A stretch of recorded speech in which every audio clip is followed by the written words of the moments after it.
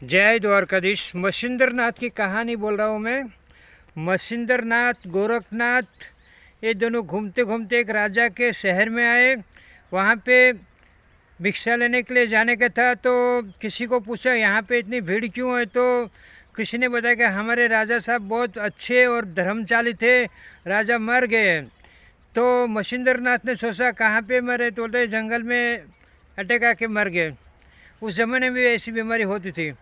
तब मच्छिंद्र नाथ ने वहाँ से आगे चले, एक बकरी वाले को बुलाया। बकरी वाले को पूछा कि यहाँ पे कोई ऐसे गुप्त स्थान है तो मेरे को दिखाओ। तो बकरी वाली बोल रही है क्या करने का आपको, तो बोलता है ये हमारे गुरुजी है, ये अपने प्राण अपने शरीर से निकाल के राजा के शरीर में प्रवेश करेंगे और 2 साल के लिए वहाँ पे रहेंगे। तो ऐसा कोई स्थान बताओ कि हमारे मच्छिंद्र नाथ जी की जो बॉडी है वो कोई देखे नहीं। तब उसने एक गुफा दिखाई और गुफा के अंदर मच्छिंद्र नाथ को सुलाया और बाहर से बड़ा पत्थर दे दिया, आड़ा पत्थर रख दिया। अभी वो बकरी वाली निकल गई। मच्छिंद्र नाथ अपना प्राण वहाँ से निकाल के राजा के बदन में प्रवेश किया और राजा जिंदा हो गया वापस। और सब लोग बहुत खुश हो गए और रानी भी खुश हो गई। और बाद में ऐसे करते करते राजा को बेटा नहीं था, तो मच्छिंद्र नाथ ने सोचा था कि 2 साल के अंदर इसको एक आध बेटा तो हो ही जाएगा और ये राजकार्य संभालेगी, क्योंकि हमारे राजा बहुत धार्मिक और बहुत पुण्यशाली थे, लेकिन पूर्व जन्म की कुछ करनी ऐसी थी, उसके हिसाब से उसको संतान नहीं हुई थी। अभी मच्छिंद्र नाथ रानी के साथ रहने लगे, क्योंकि उसके आत्मा थी, बदन तो राजा का ही था। राजा मर गया था, इसके अपना प्राण उसमें डाल के जिंदा कर दिया था। ऐसा भक्ति योग और तपस्या से कर सकते थे। अभी वैसे करते करते 2 साल हो गया। रानी को एक बेटा और एक बेटी हो गई। और बाद में रानी भगवान की पूजा करने के लिए, भोलेनाथ की पूजा करने के लिए मंदिर में गई, गांव के बाहर। वहाँ पे अकेले थे और कोई था नहीं, सैनिक थे इसके साथ में। तब बकरी वाली वहाँ पे बैठी थी, वो भगवान से रानी मांग रही, भगवान हमारे राजा को बहुत उम्र दो, लंबी आयु दो, उसके लिए मैं व्रत कर रही हूँ। तब बकरी वाली ज़ोर ज़ोर से हंसने लगी। तो रानी ने उसको बुलाया, तो क्यों रानी थी, रानी ने बोला तुम हंसी क्यों इतनी ज़ोर ज़ोर से।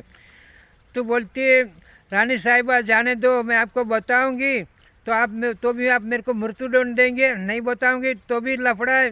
बोला नहीं, मैं तेरे को दंड नहीं दूंगी, जो हकीकत है मेरे को सही बता। तब वो बकरी वाली बोली कि तुम्हारे राजा तो 2 साल पहले से मर गए और तुम्हारे राजा के बदन में जो प्राण है वो मच्छिंद्र नाथ का है और वो जोगी है एक। तो बोलते ऐसे कैसे हो सकता है, बोलते सत्य घटना है, मैं आपको दिखा सकती हूँ। तब वो बकरी वाले को लेके रानी वहाँ पे गए और मच्छिंद्र नाथ की बॉडी देखी। तो रानी ने सोचा मेरा राजा तो मर गया, अभी ये भी चले जाएगा, 2 साल के अंदर मैं थी वैसे की वैसे वापस हो जाएगी। उसने सैनिक को बुलाया और मच्छिंद्र नाथ के बदन के टुकड़े टुकड़े करके और जंगल में फेंक दिया। वहाँ पे एक राक्षस भी रहता था, वो राक्षस मच्छिंद्र नाथ का दुश्मन था, क्योंकि मच्छिंद्र नाथ के सामने वो आ नहीं सकता था। तब उस राक्षस ने सब भूतों को बुलाया, और क्योंकि उसके पास ऐसी क्रिया थी राक्षस के पास, सब भूत लोग को बुलाया और मच्छिंद्र नाथ के जितने बदन के टुकड़े, मांस, मटन, हड्डी सब जमा करके एक पोटली बांधी और पोटली बांध के राक्षस लेके गया। और वहाँ से गोरखनाथ घूमते घूमते 2 साल के बाद वापस आया। देखा तो मच्छिंद्र नाथ की बॉडी नहीं दिखी। उसने समाधि लगा के देखा, अरे बोला ये तो बहुत बुरा हो गया।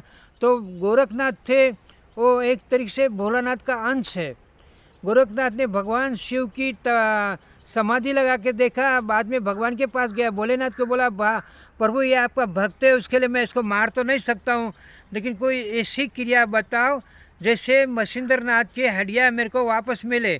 तो भोलेनाथ बोले वैसे वो राक्षस जिद्दी देने वाला नहीं है, तुमको ये मंत्र देता हूँ, ये मंत्र द्वारा तुम्हारे हाथ से वो राक्षस मर जाएगा, क्योंकि वैसे भी उसकी उम्र ख़त्म होने का आई है। तब गोरखनाथ ने वो मंत्र के द्वारा राक्षस को मारा और विद्या के द्वारा मच्छिंद्र नाथ का जैसा बदन था वैसे का वैसे वापस बनाया। उसके बाद में